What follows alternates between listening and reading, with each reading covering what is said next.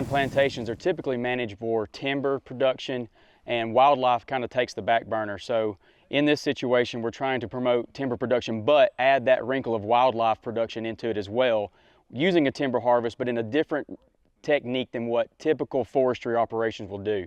And on this one, you know, this is the case where this happens on every single property, and it usually gets neglected. And so if you have a landowner like we're dealing with today, where wildlife even ranks above timber value, we're going, okay, how can we use common forestry practices and implement them and turn those into wildlife enhancement? So behind us we have, obviously you see the road that we're standing in, but you had this, what was once a loading deck.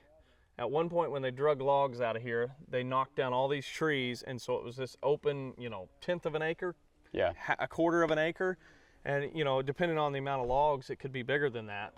But we see those on every property that you manage that's had logging go on, and a lot of times they turn into exactly what you see behind us. Because they did nothing after the logging. Yep. They got the check, they walked away, Yeah. and then now this little open area just grows back up, and it's actually grown back up in pines, which are way too thick to ever make timber production again. Yeah. But also we're creating some little thicket right next to a road that we're having to travel through the property to hunt. It's some of the best cover that you see on this whole 20, 40 acre chunk of timber. So it's like, we don't want deer bedded right next to the road.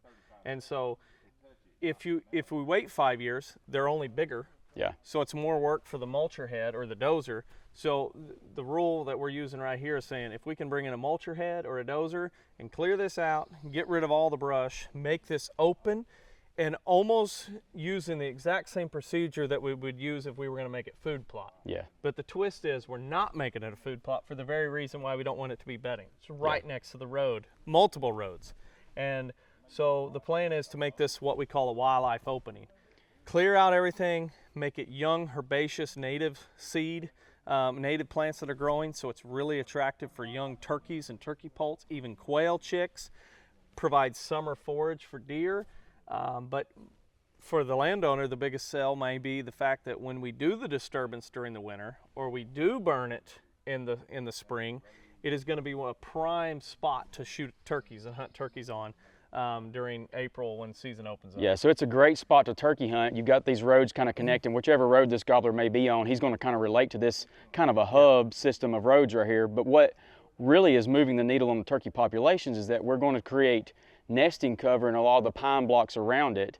And then now, right beside this really great nesting cover that's created with the harvest, now we have a brooding opportunity in close proximity to this nesting. So turkeys don't have to travel long distances across treacherous terrain to get to this brood habitat that's going to be different than the habitat right across the road from it, with more flowers, more bugs, and more things like open ground that they can move through and relate to. So if you don't have the mulcher or the dozer, what can you do to create this?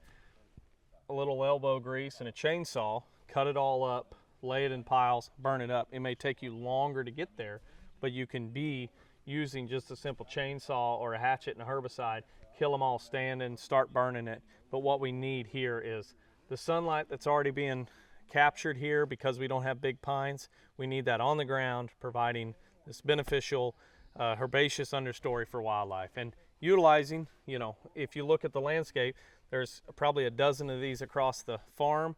And for anybody in the pine plantation management or system hunting a farm like that, these are perfect spots to start managing for wildlife. And so if you've had your timber operation already happen, don't let these to grow up like this. You know, make sure you stay active on it. Yeah. When the logger moves out, you bring fire back into that rotation, spray out any invasives or woodies in that area, and then make it more herbaceous.